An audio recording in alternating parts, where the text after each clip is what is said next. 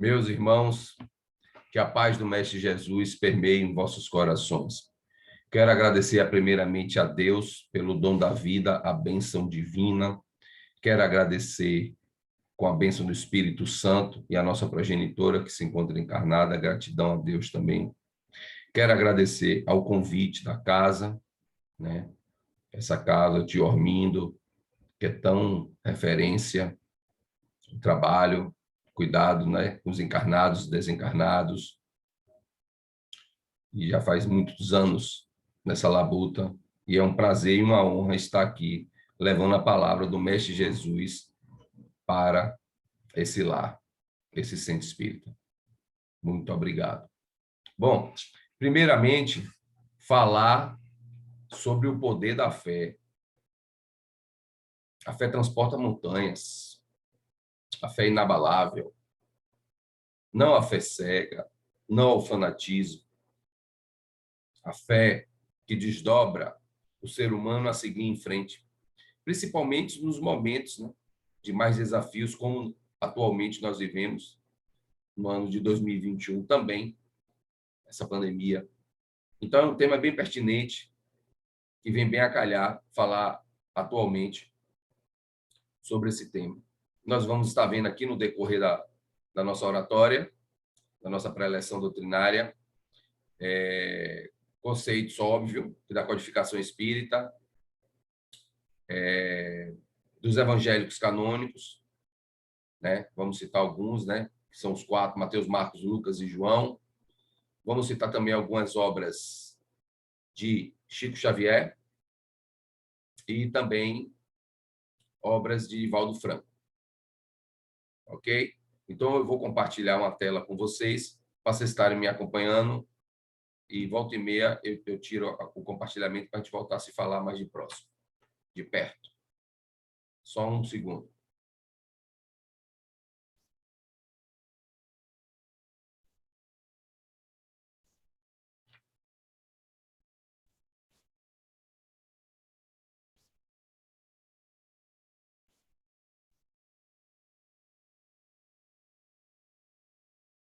Bom, vocês estão vendo aí já.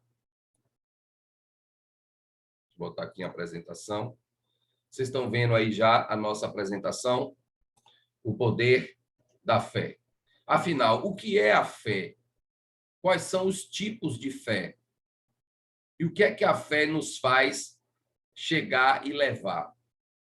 Qual é essa conduta que devemos ter com a fé? Né? Vamos ver aqui. Então, Hippolyte Léon Denisard Rivail, ou alguns chamam de Rivail, que diz que a paroxítona não existe no francês. Eu não sou especialista em francês. O que vale é o que esse homem fez.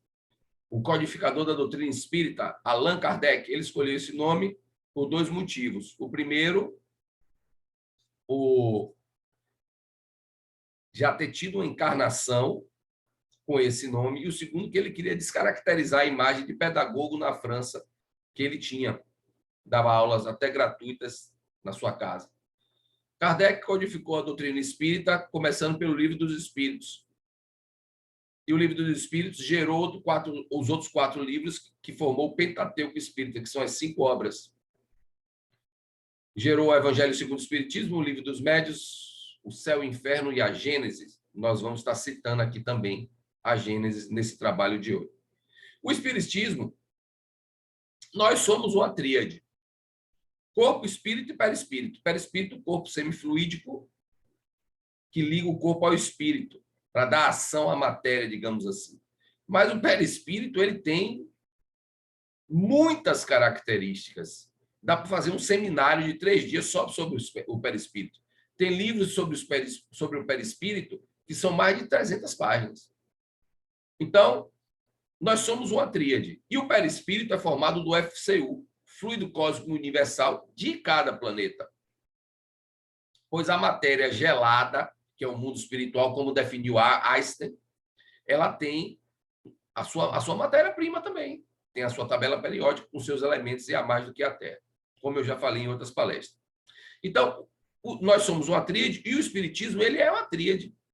É ciência, filosofia e religião. Ciência, ele estuda a natureza entre o mundo material e o mundo espiritual, erraticidade, plano astral, como quer que vocês queiram chamar. A filosofia do viver e a moral. A religião é a moral cristã, do que o Cristo nos ensinou para viver. E esse livro aí que está na tela, o Evangelho segundo o Espiritismo, ele é o livro do Pentateuco mais dessa tríade, religião.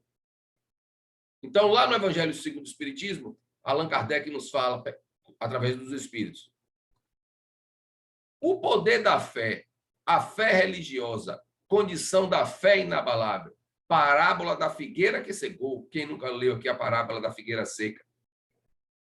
Que Jesus nos mostra que a figueira seca é... Porque Jesus ele falava sobre parábolas. A figueira seca é o ser humano, é o indivíduo sem dar frutos. Para que ele vai ficar?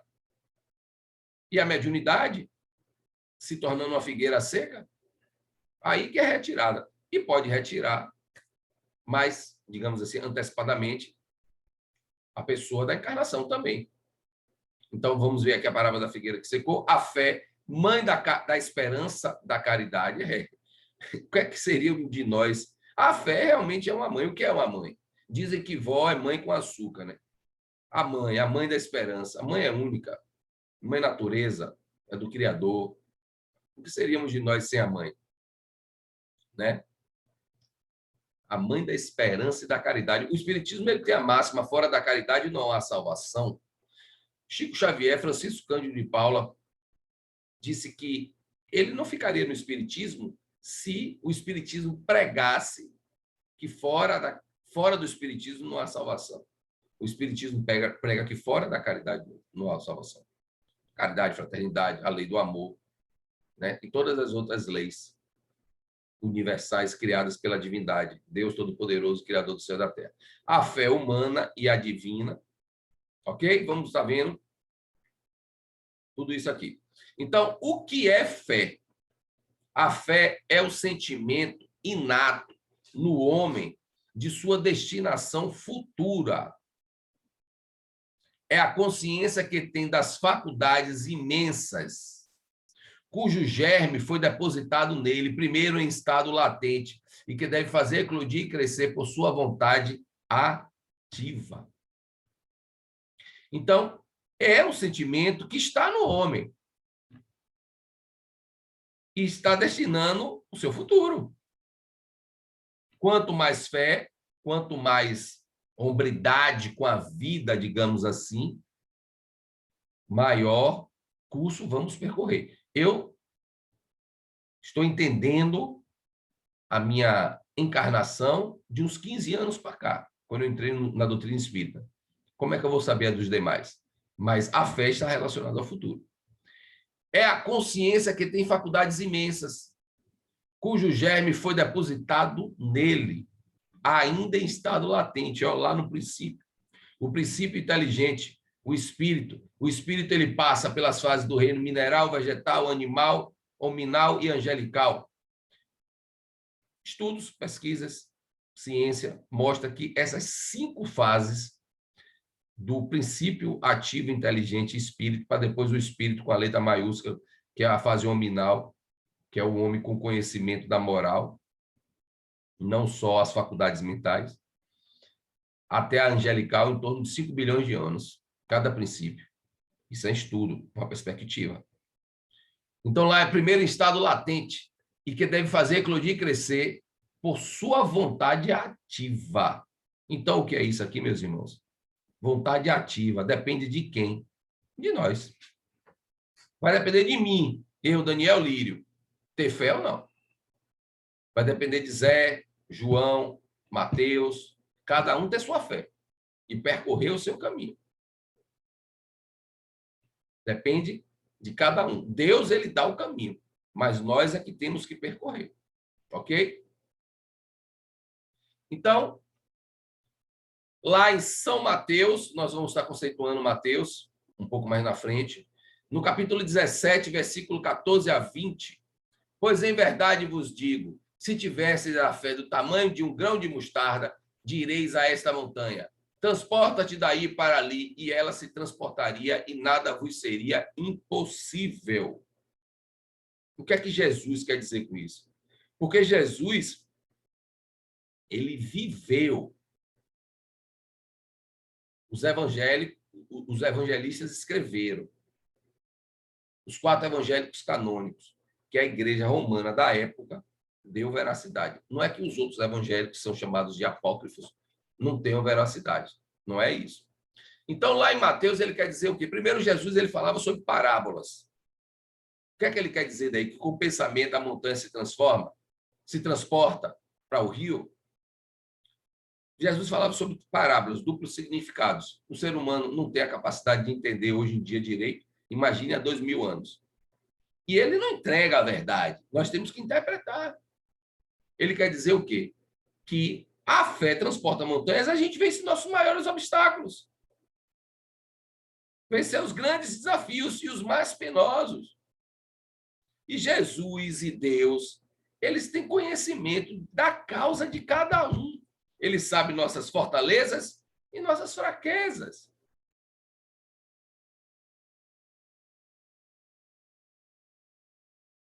Então, onde está a sua fortaleza? Até ontem, eu estava gravando uma palestra aqui que tem essa passagem. Aonde está o vosso coração, está o vosso tesouro. Onde está o seu vosso coração? Está a sua fé. Então, Mateus, né? Mateus, Marcos, Lucas e João, chamado de São Mateus. Lá nessa passagem, o que é que ele quer dizer? Que o mestre disse? Que nós temos que ser fortes. Nós temos que pedir ombros mais fortes e não... Eu não gosto da palavra pena, porque Deus ele não é um... Deus é infinita bondade e misericórdia. Segundo Chico Xavier, se Deus fosse tão... fizesse a gente sofrer, nossos débitos cairiam sobre os nossos ombros de vez e ninguém estaria em pé. A primeira pergunta que tem no livro dos Espíritos é o que é Deus? A inteligência suprema, o ser onipotente e onipresente. Infinita bondade e misericórdia. Ele é muito misericordioso com nós. E ele conhece todas as nossas fraquezas. Ele sabe aonde aponta a nossa fé. Então, o que é que Mateus nos fala aqui? Ó? Mateus, entre os primeiros seguidores e apóstolos de Jesus, ele é mencionado em Mateus 9, capítulo 9, versículo 9, e Mateus 10, versículo 3, como tendo sido um coletor de impostos de Cafarnaum, que foi convidado para o círculo dos 12 de Jesus. Ele também é mencionado como um dos 12 apóstolos, embora sua menção de sua profissão anterior, em Marcos 3,18 e Lucas 6,15 e Atos 1:3, ele é geralmente identificado como sendo Levi, filho de Alfeu, também coletor de impostos, e que é citado em Marcos, capítulo 2, versículo 14, e Lucas, versículo 5, versículo 27. Vamos estar citando um pouco mais lá na frente sobre Lucas. Atos ali onde é citado Mateus, capítulo 1, versículo 13, Atos é Ato aos Apóstolos. É o livro Ato aos Apóstolos. É considerado, digamos assim, que, entre aspas, o quinto livro após os 4 evangélicos canônicos, entendeu? Então, ele é citado também em Atos aos Apóstolos. Então, Mateus, ele era o filho do... Ele é identificado como sendo Levi, filho de Alfeu, e que era coletor de impostos também. Então, perto de onde hoje está Almagó, que Jesus convidou Mateus para ser um dos 12 apóstolos. Após o chamado, Mateus convidou Jesus para um banquete em sua casa. Ao ver isto, os escribas e fariseus criticaram Jesus por cear com coletores de impostos e pecadores. A provocação fez Jesus responder. Essa máxima, quer dizer, Jesus ele é um máximo, né? Sem fanatismo, óbvio. Mas essa máxima de Jesus é muito linda. Não vim chamar os justos, mas os pecadores ao arrependimento. Isso está em Lucas, capítulo 5, versículo 29. Meus irmãos, Jesus ele não veio para os sãos, ele veio para os doentes. Jesus ele foi crucificado ao lado de um ladrão. Jesus ele veio... Como é que o príncipe da paz fala nessa máxima? Eu não vim trazer a paz, mas sim a divisão. Como é que Jesus ia falar isso? Ele falou isso porque estava tudo errado. A fé em Deus estava sendo comercializada. Pague aqui que Deus vai te contemplar e te fazer. Pelo amor de Deus, que é isso? Que absurdo. Então, essa máxima de Jesus, eu não vim trazer a paz e sim a divisão. Essa é a grande questão. Estava tudo errado. Então, ele veio para sanar os doentes, os pecadores ao arrependimento. Primeiro, ele ensina logo o quê? Perdoar 70 vezes 7. É em cada ação, viu? 7 vezes 7, 49. Se a pessoa fez uma ação maléfica com você, você tem que perdoar ela 70 vezes 7, 7 vezes 7, 49, mais 0, 490 vezes. Numa ação. Numa ação. E se alguém te fizer o mal, você não precisa retroceder com nada. Porque quem faz o mal, colhe o mal sozinho. E isso é uma demonstração de fé. É a fé inabalável. Você tem que orar por ele. Jesus, sendo crucificado, o que foi que ele pediu ao Pai? Pai, perdoa que eles não sabem o que estão fazendo. Pediu misericórdia pelos algozes. Então, Jesus Cristo, chamado no aramaico, era Yeshua, Jesus Cristo de Nazaré. Ele veio há 2000 anos e transformou a humanidade. Jesus, ele viveu, teorias falam que ele viveu 33 anos. Mas, assim, o legado de Jesus, os ensinamentos, só durou 3 anos. E foi mais do que suficiente para atingir mais do que 2 milênios. E vai atingir muito tempo.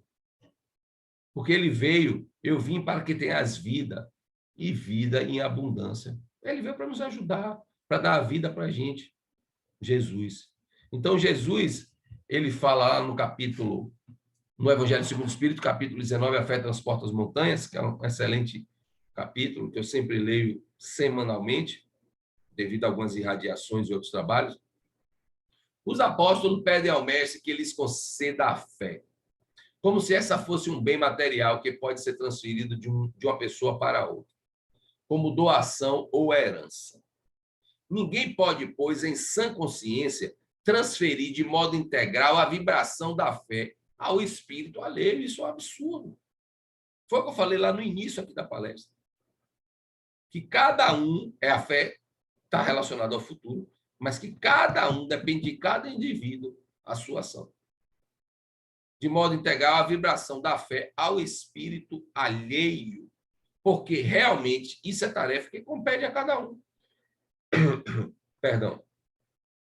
Que compete a cada um. Então, meus irmãos, não se perde fé. A fé vem daqui, ó, do coração. Vem de dentro. Vem também da mente, do pensamento.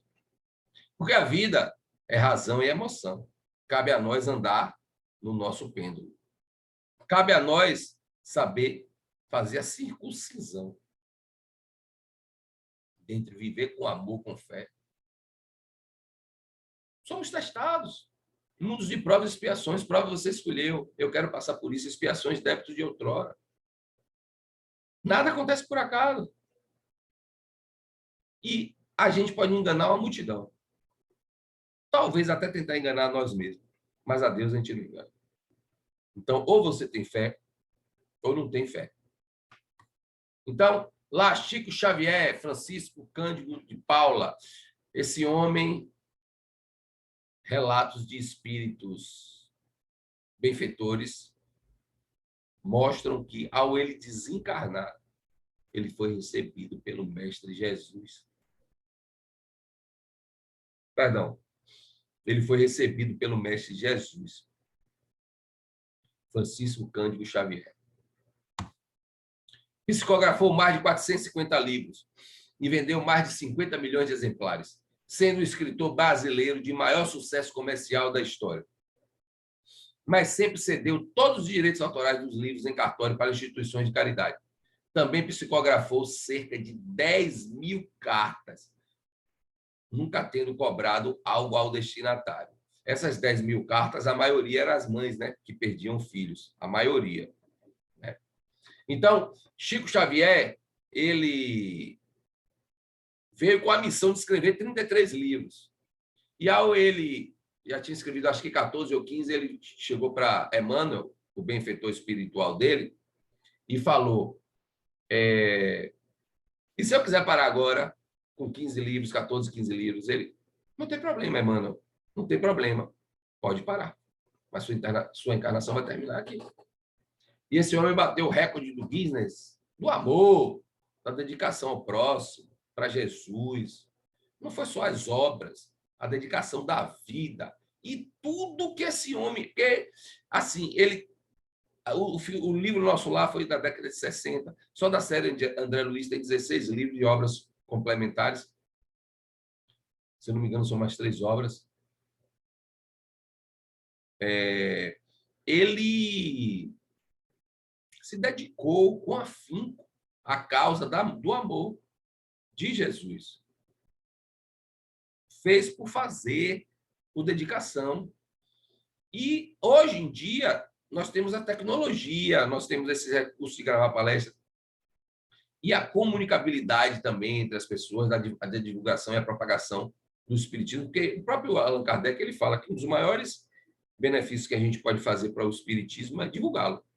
Então, mas na década de 50, 60, que o espiritismo era visto como coisa satânica, que as igrejas católicas pegavam no pé. E aí? O que esse homem enfrentou? E Emmanuel falou para ele: primeiro, você tem que ter disciplina. Segundo, disciplina. Terceiro, disciplina. Teve um dia que Chico estava chorando e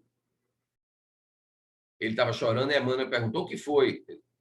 Ele: você tem visto o que o padre tem falado de mim? Nas missas dele. Parece que xingou ele, chamou ele de couro de jacaré, alguma coisa assim. E a Emmanuel falou: eu sei, eu ouço e vejo ele chamando assim. E você tem que ter couro de jacaré mesmo, você tem que ser forte para aguentar tudo isso, porque você vai passar por muito mais. Então, um homem desse é o exemplo da fé. Por isso que a gente colocou ele aqui. Então, Chico Xavier, lá no livro Fonte Viva pelo Espírito Emmanuel, da coleção Fonte Viva, ele nos fala, lá, capítulo 39, pelo Espírito Emmanuel: pois o ideal mais nobre sem trabalho que o materialize a benefício de todos será sempre uma soberba paisagem produtiva. O ideal mais nobre, a causa maior, sem trabalho que o materialize a benefício de todos, ou seja, tudo que nós fizermos tem que ser para todos, não só para a gente. Será sempre uma soberba paisagem improdutiva. Tem aquela outra passagem, né? A fé sem obras é morta. O que é que adianta tanto conhecimento, estudar tanto e não colocar em prática? Hippolyte Léon Denisard Rivail, nosso Allan Kardec.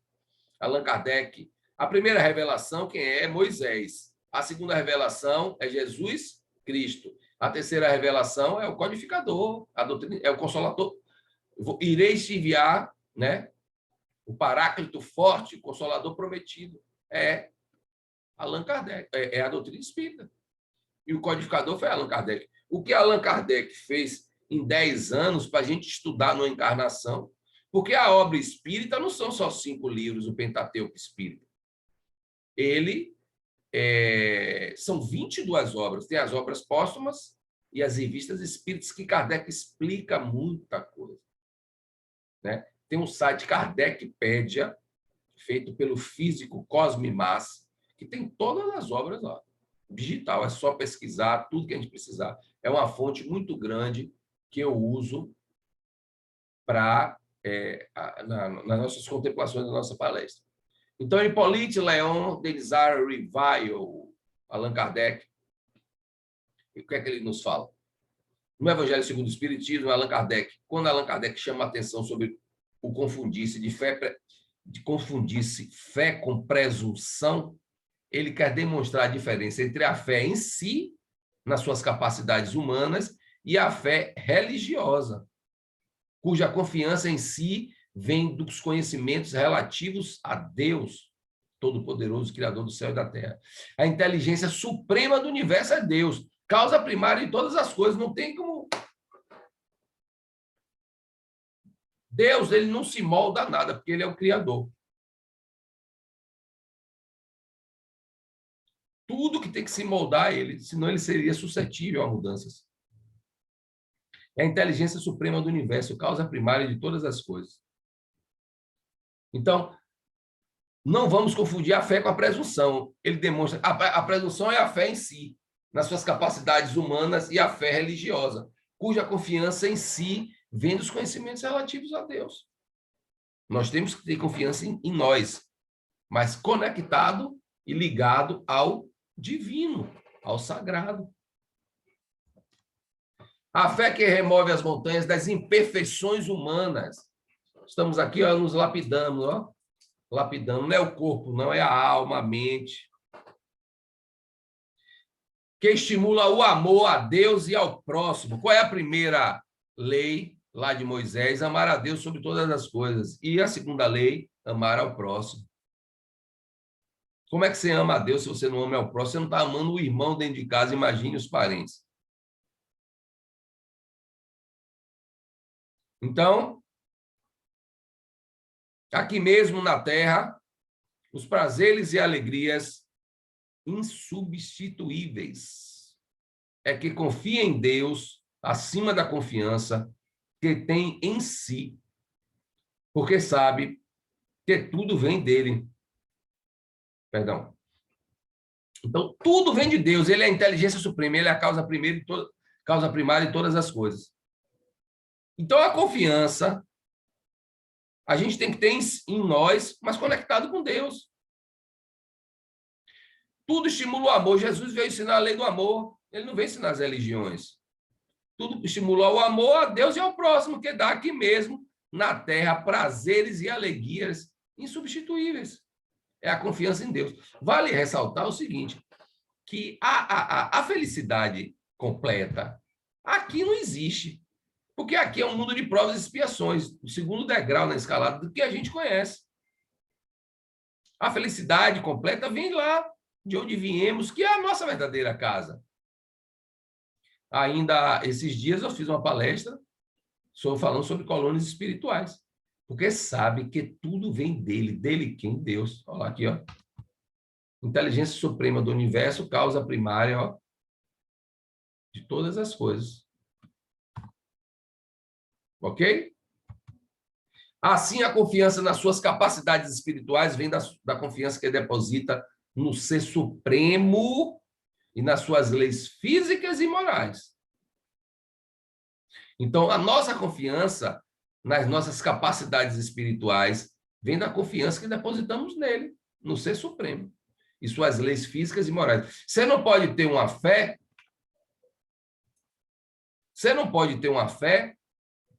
só confiando em você, nas suas habilidades, nos seus talentos. Até porque tudo que você tem, não é só carro, apartamento, que eu estou falando, recursos materiais. As habilidades, uns são cientistas, o outro publicitário, o outro desenhista, o outro médico. Essas habilidades foram dons emprestados a Deus. E ele pode tirar, de acordo com o mau uso. Estão me entendendo?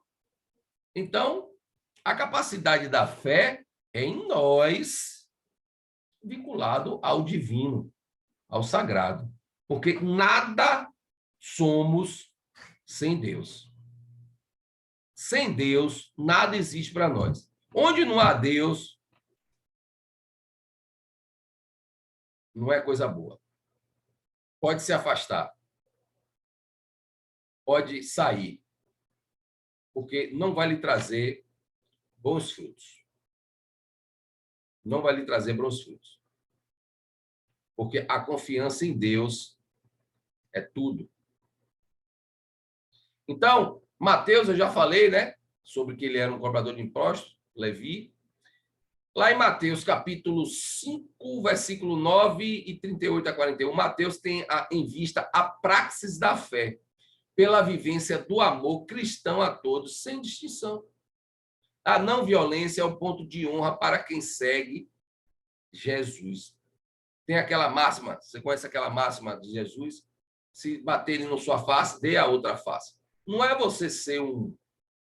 Como é que eu posso usar o termo aqui? Não é você ser um idiota, um banal, não é isso.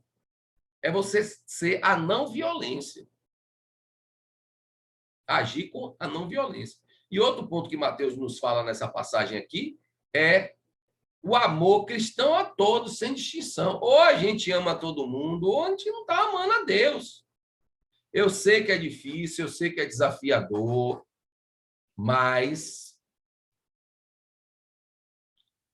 a fé transporta montanhas. Os maiores desafios, os maiores obstáculos temos que vencer. E convenhamos, irmãos, convenhamos que o maior desafio é a gente vencer a nós mesmos. Porque nós mesmos somos nossos próprios algozes, somos nossos próprios carrascos. Somos nós que acabamos com nós mesmos. Descemos as algemas da prisão ou batimos asas para a nossa liberdade de acordo com nossos atos. E palavras, a palavra tem um poder incrível em pensamento. O pensamento é força criadora, tudo é magnetismo, é energia, está tudo conectado. Então, temos que vencer a si mesmo. O próprio Allan Kardec, ele tem a máxima, né? Reconhece o verdadeiro espírito por domar suas má tendências. Cada um tem suas. Então, nós temos que vencer a nós mesmos e crescer com isso, ok? Vou compartilhar a tela aqui novamente para a gente falar aqui sobre Lucas, só um segundinho.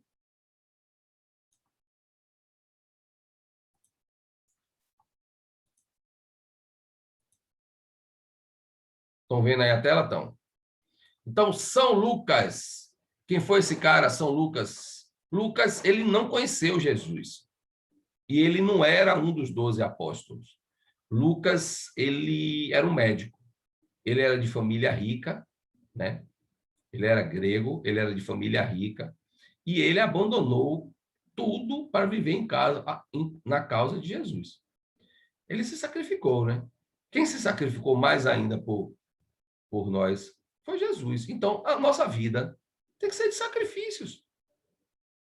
Se a vontade é de beber, é se sacrificar para não beber. Se a vontade é de bater na esposa, não sacrificar para bater na esposa. Se a vontade é de ser relapso no trabalho, perder o emprego e não ter dinheiro para sustentar o filho, você tem que se sacrificar. E se sacrificar pela causa maior, que é a da divindade de Deus Todo-Poderoso.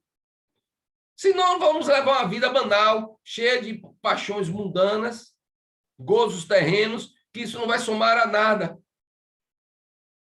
Aonde está o vosso coração, está o vosso tesouro. Mas o tesouro daqui são corroídos pelos germes, pelas bactérias. Os tesouros celestiais, não. Você leva aqui, ó, dentro de si, na alma. Né? As impressões da mente, né? A memória fica gravada no perispírito, que eu falei aqui anteriormente, o que era o perispírito, que é o corpo semifluido material, que faz a ligação do corpo com o espírito. Então, vamos ver o que é que o Lucas está nos falando? Lucas era um sírio de Antioquia, sírio pela raça, médico de profissão. Tornou-se discípulo dos apóstolos e mais tarde seguiu a Paulo até o seu martírio, tendo servido o Senhor com perseverança, solteiro e sem filhos, cheio da graça do Espírito Santo. Morreu com 84 anos de idade. Lucas, como eu falei, ele não conheceu Jesus. Ele viu Paulo palestrando a eterna história de Saulo de Tarso para Paulo, né? Saulo era um perseguidor do cristianismo. Saulo fez a transformação para Paulo em torno de uma década, né? Ele na estrada para Damasco ia matar Ananias e o mestre apareceu para ele com um clarão e perguntou: Saulo, por que tu me persegues? E o Saulo ficou sem enxergar 4 dias e depois, com o tempo, ele foi se transformando, e depois ele ficou recluso e começou. Um cara que era perseguidor do espiritismo ou do cristianismo, ele veio a ser referência para muitos outros, como Lucas, que escreveu o Evangelho Canônico. E Paulo, ele, aqui, tornou-se discípulo dos apóstolos e mais tarde seguiu Paulo até o seu martírio. Paulo, ele foi preso, né, pelos romanos e foi decapitado. E quando ele estava na prisão, Lucas entrava na prisão à noite, conseguia conversar com Paulo e começava a anotar o que Paulo falava, e foi assim que surgiu o Evangelho de Lucas. Então, Lucas, ele nos fala aqui, lá no capítulo 6, versículo 43 a 45. Porquanto cada árvore se reconhece pelo seu próprio fruto. Não se colhem figos nos espinheiros, nem cachos de uvas nas saças. O homem de bem tira boas coisas do bom tesouro do seu coração, e o mal tira as más do mau tesouro do seu coração. Porquanto a boca fala do que o coração está cheio, e a pula a verdade. E uma palavra dada, ela não volta. Então vamos pensar antes de abrir a boca e falar. E como é que você tem figos e quer colher cachos de uva? A passagem a parábola da figueira seca é que Jesus estava passando e Pedro falou: Nossa, essa figueira não está dando fruto, mestre. E aí o mestre falou que se ela não desse frutos, que ela, né, não servisse mais. No outro dia a figueira estava seca e morta. E aí Pedro falou de novo para ele: Mestre, ó, você amaldiçoou a figueira, olha o que aconteceu. O mestre ele não amaldiçoou a figueira. Ele estava mostrando que se o ser humano, Jesus falava sobre parábola, se o ser humano não dá frutos, para que serve? E a mediunidade improdutiva, se não dá frutos, para que serve? A mediunidade você escolheu. Você escolheu. É um dom de Jesus, é uma faculdade. A mediunidade é uma faculdade, anímica ou não. Tem uma palestra nossa só sobre mediunidade. Aliás, tem várias palestras sobre mediunidade, mecanismo da mediunidade. Né? Eu já fiz uma palestra sobre a mediunidade na pandemia, né? Fiz em 2020. A mediunidade ela é uma faculdade e ela tem que ser bem exercida. Se ela é mal utilizada, Deus tira a mediunidade da pessoa e abandona os maus espíritos se ele não está dando frutos. Se ele é uma figueira seca, se ele é improdutivo, vai ser amaldiçoado.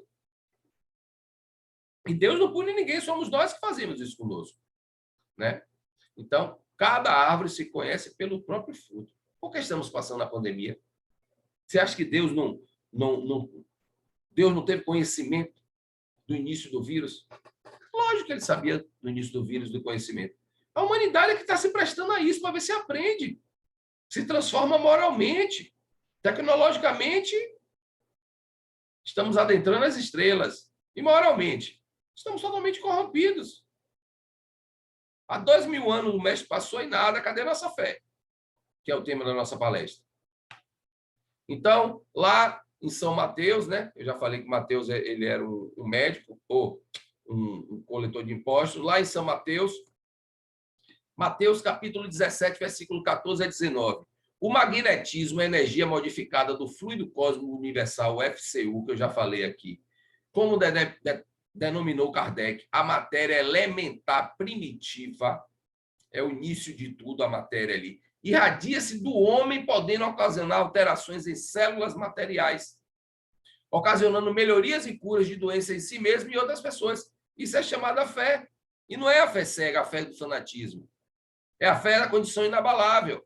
Então, o que se diz que é cura, milagre, é isso aqui. O Espiritismo explica pela ciência, porque eu já, no início da palestra aqui, eu falei, a doutrina espírita é ciência, filosofia e religião. Olha lá, através do FCU, que eu já tinha citado isso no início da palestra, que é a matéria elementar primitiva de Deus, é a criação de Deus. Ela irradia-se sobre o homem no perispírito, a fé, se vincula à carne, podendo ocasionar alterações em células materiais. Vem do plano astral e interage na matéria, ocasionando melhorias e curas de doença em si mesmo e em outras pessoas. Isso são os milagres. E é só ter fé para fazer. Até Jesus falou que ninguém vai ao Pai sem vir a mim. Mas Jesus falou que até para ele curar, tinha que ter o dom, ó, de quem? De Deus. Só com a permissão dele. Então, o que foi que a gente falou aqui mais anteriormente, em alguns slides aqui mais cedo? Que você não pode só ter a fé em você, você tem que ter a fé em você vinculada à divindade. Então, Jesus, que é um ser em estado crístico, um ser celestial,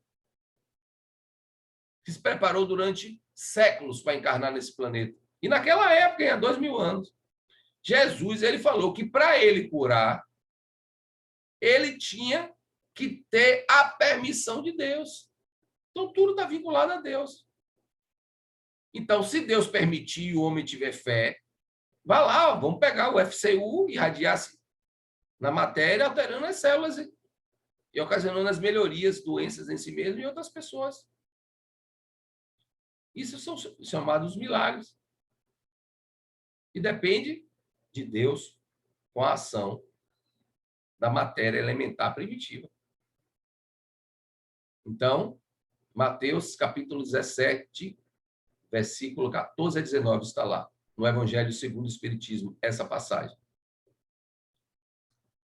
O passe espírita e as curas chamadas espirituais baseiam nessa disposição natural do homem, unida com os fluidos espirituais trazidos pelos espíritos mais elevados. São esses que manipulam os fluidos orgânicos dos médios com os fluidos espirituais, está tudo interligado. O bom médio não é que dá muitas comunicações, é que dá boas comunicações. E as comunicações na reunião mediúnica,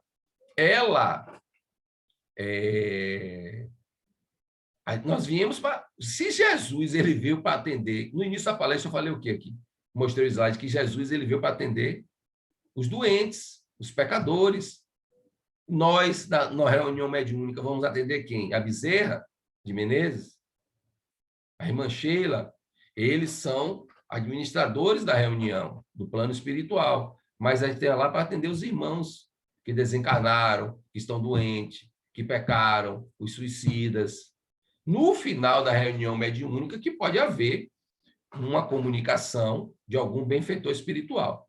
Então, o passe espírita e as curas chamadas espirituais, que é a fé, né? Vamos tomar um passe, baseiam-se nessa disposição natural do homem, unida com os fluidos espirituais trazidos pelos espíritos mais elevados. Então, a doutrina espírita ela é a ciência, a comunicação entre plano material e plano espiritual. São esses que manipulam os fluidos orgânicos dos médios com os fluidos espirituais e dão o passe. Está claro como funcionam os passes espíritas e como é a fé da cura através dos passes, já que é o tema da nossa palestra? Então, lá na Gênese, Kardec, Hippolyte Léon Denisard Rivail, lá na Gênese, os milagres e as predições segundo o Espiritismo, Kardec nos fala, muitos espíritas ignoram esse livro, e é um dos que eu mais gosto. E outros espíritas, eles acham esse livro que tem uma leitura, digamos, mais difícil. Eu também não acho. Eu gosto do entendimento da leitura da Gênese. Então, a Gênese que fala sobre os milagres e as predições segundo o Espiritismo, capítulo 13, Caractere dos Milagres, lá na Gênese, capítulo 13, Caractere dos Milagres. Em sua acepção etimológica, o termo milagre deriva de mirare e de admirar, significa admirável, coisa extraordinária, surpreendente. A academia definiu essas palavras, um ato do poder divino contrário às leis conhecidas da natureza. A natureza é criação de Deus. Os fenômenos, os raios. Tem uma pergunta no Livro dos Espíritos que Kardec pergunta dos Espíritos. Porque antes existia o Deus do trovão, né? O Deus da chuva. Só existe um Deus. E o magnetismo dele é sobre a natureza, que ele é criador. Então, Kardec pergunta, e como é que acontecem os fenômenos dos raios? Aí os Espíritos respondem. Os Espíritos respondem isso dessa forma. Em muitas perguntas que Kardec faz, que não está no tempo ainda de nós conhecermos. Só Deus tem o conhecimento, e quando tivermos o momento apropriado, iremos conhecer. Então, ele fala sobre esses fenômenos da natureza. Então, a academia definiu a palavra um ato de poder divino contrário às leis conhecidas da natureza. Então, milagres, vem dessa etimologia de mirar e admirar, é algo extraordinário, surpreendente. Isso está lá na Gênesis, capítulo 13, Caracteres do Milagre. E é assim que a fé, com a condição inabalável vinculada ao divino, acontecem os milagres, como eu mostrei aqui no slide anterior, né? Que passe o magnetismo com o fluido cósmico universal, que é a matéria elementar, né? Irradia-se com alterações nessa célula e cura, mas só cura com o dom de Deus. Até Jesus falava isso, só tem a cura que o Pai permitiu. Ok? Vamos em frente aqui devido ao nosso tempo. Acho que a gente já deve estar com uns 30 e poucos minutos de palestra. Lá no Livro dos Médiuns, ou Guia dos Médiuns e dos Evocadores, o Livro dos Médiuns, né, que ele é bem persuasivo, óbvio, sobre a mediunidade. E porque a comunicação mediúnica, ela deriva de duas partes. Do médium com a conexão do plano astral, como eu mostrei aqui no slide anterior, né? Ó, são esses que manipulam os fluidos orgânicos dos médios com os fluidos espirituais. Isso são os passes. Mas a comunicação mediúnica é do médium e do doutrinador, que é encarnado. O doutrinador tem que ser estudado também e saber veicular e conduzir bem. Eu sou da Casa de Oração Bezerra de Menezes, em Brotas, Cobem. Um agradecimento ao nosso patrono, doutor Bezerra de Menezes, dona Noélia Duarte, fundadora, que nos acolheu desde o início. Ela já desencarnou, né? E trabalha por todos nós ainda na erraticidade, por todos nós no plano astral. E eu estudei 2 anos e meio mediunidade para ir para a prática. E quando eu fui para a prática, eu ainda fiquei sentado nas cadeiras de trás, observando e sentindo. E do mesmo jeito que o médium tem que ser estudado e treinado assim, o doutrinador, ele também tem que ser treinado assim. Não é palestra sobre a mediunidade, mas é bom falar, porque a gente está falando do livro dos médiuns. Porque o livro dos médiuns aqui agora, ele vai falar sobre a fé. Ó. No livro dos médiuns, o item 176, 8ª pergunta. Pode-se obter curas unicamente por meio da prece? Kardec pergunta aos espíritos. Sim, desde que Deus o permita. Já falamos sobre isso. Pode-se dar, no entanto, que o bem do doente esteja em sofrer por mais tempo e então julgais que a vossa prece não foi ouvida. Você pode estar orando pela pessoa e a pessoa precise passar por mais tempo para aquilo. Primeiro, ela escolheu, pode ser uma prova. E ela pediu. Segundo, que ela precisa para a depuração do próprio espírito, como quitação de débito ou não. E você acha que sua prece não foi ouvida. Só Deus permite. Eu vou falar de novo isso aqui, acho que já falei mais de 10 vezes isso aqui hoje. Até Jesus disse que para ele curar só com a permissão de Deus. Não tem outro jeito. Não tem outra forma. Só com a permissão dele. Então, olha lá, esteja em sofrer mais tempo e então julgais que a vossa prece não foi ouvida. Algumas pessoas, por exemplo, hoje em dia eu desencarno muitas pessoas pela Covid, em torno de 3.000 pessoas no Brasil atualmente, por dia. Algumas pessoas são curadas e é feito milagre, saem... Aqui na nossa família mesmo, teve um cunhado nosso, o marido de minha irmã, que estava entubado, já tinha sido desenganado pelo médico há uns 2, 3 dias, já tinha ligado para a família, ó, não está bem e tal, minha irmã já em prantos aqui. E numa noite que a gente pensou que a gente ia receber a ligação do hospital, no outro dia de manhã ele desentubou e começou a se recuperar. É um milagre porque Deus permitiu. Mas você sabia que, às vezes, a pessoa não desencarnar e manter ela viva pode ser uma pena maior para o espírito? Manter-se vivo e continuar o seu caminho aqui pode ser que seja mais penoso para o espírito do que ele ter desencarnado e ter adiantado o lado para o plano astral. Então, só Deus permite o milagre. E nós já explicamos aqui o que é o milagre e a terminologia de onde vem o milagre. Mas, quando acontecem os milagres, às vezes não é o melhor para o espírito ele continuar vivendo, porque aquilo vai ser mais penoso, ele vai sofrer mais, vai passar por mais intempéries, mais provas e expiações. Fui claro? Então, para nós finalizarmos nossa palestra, né? Nós vamos finalizar aqui com um livro, né? O mais recente lançado de Valdo Franco, através do espírito Manuel Filomeno de Miranda, no rumo do mundo de regeneração ao qual nós estamos passando. Eu já li um livro de Divaldo Franco, através do espírito Manuel Filomeno de Miranda, que é Transição Planetária. Eu deve ter tido uns 2 anos ou 3 que eu li esse livro. O próprio Bezerra de Menezes menciona que está vindo um corpo celeste próximo à Terra, às imediações da galáxia, um planeta bem parecido com a Terra, mas, porém, ele é primitivo. Para quê? Se o mundo está acelerando para a regeneração, Quem não está adiantando o lado, está desencarnando, vai morar no mundo primitivo. Se está agindo como animal, como bicho. Ah, Daniel, mas você falou que o espírito, ele, princípio inteligente, ele passa do mineral, vegetal, animal. Aí Allan Kardec pergunta no livro dos espíritos aos espíritos, como é feita a mutação do espírito do reino animal para o reino hominal? O espírito com a letra maiúscula que ele tem o conhecimento da moral. Kardec responde de novo, vocês não estão preparados para reconhecer isso agora e só Deus sabe. Só Deus faz. A partir que o espírito ele muda do reino animal para o reino nominal, ele não retrocede o espírito. Do reino animal para o vegetal, ele não retrocede. Do reino nominal para o reino angelical, ele não retrocede para o animal. Então, o espírito jamais ele retrocede. Ele pode continuar errando e sofrer mais, mas ele não vai retroceder. Então, ele não vai encarnar no planeta como bicho, mas ele pode voltar a viver como primata, peludo, para aguentar o sol.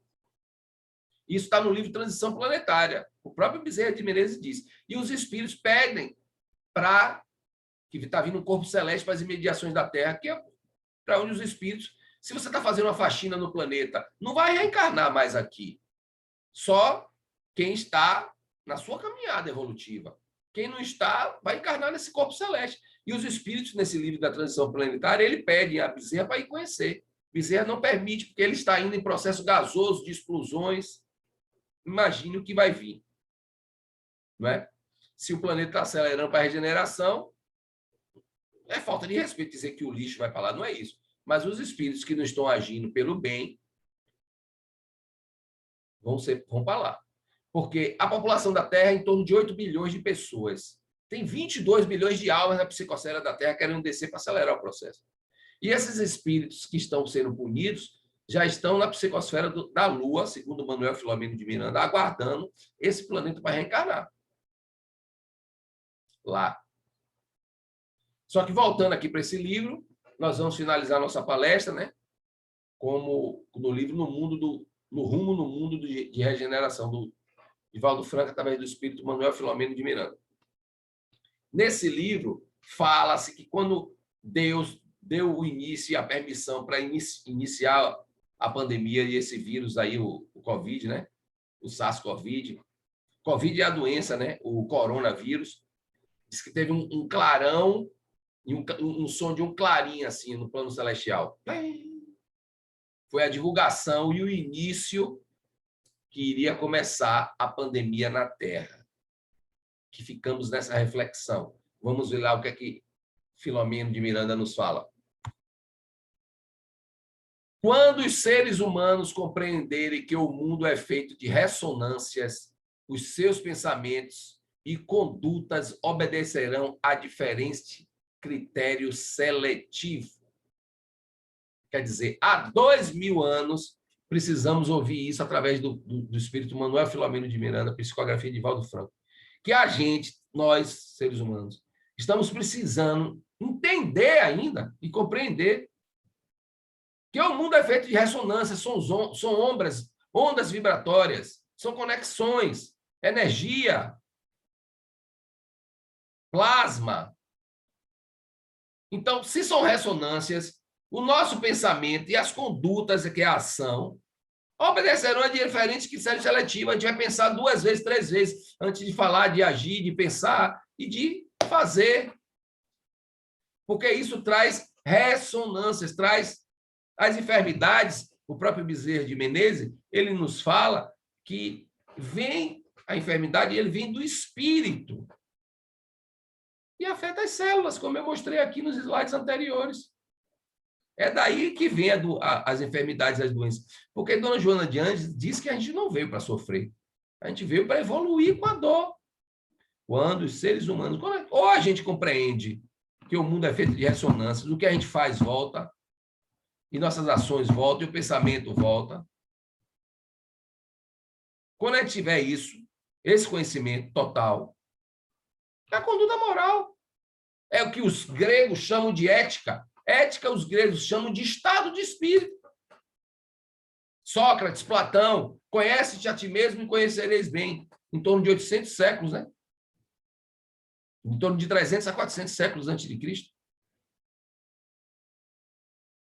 900 séculos a um milênio foi em todo. Moisés antes de Cristo.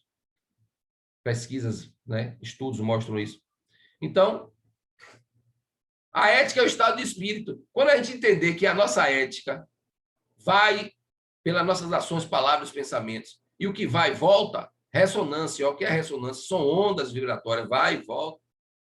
A gente vai mudar os nossos pensamentos e as nossas condutas, é o que Manuel Filomeno de Miranda está falando aqui nesse livro, num pequeno trecho.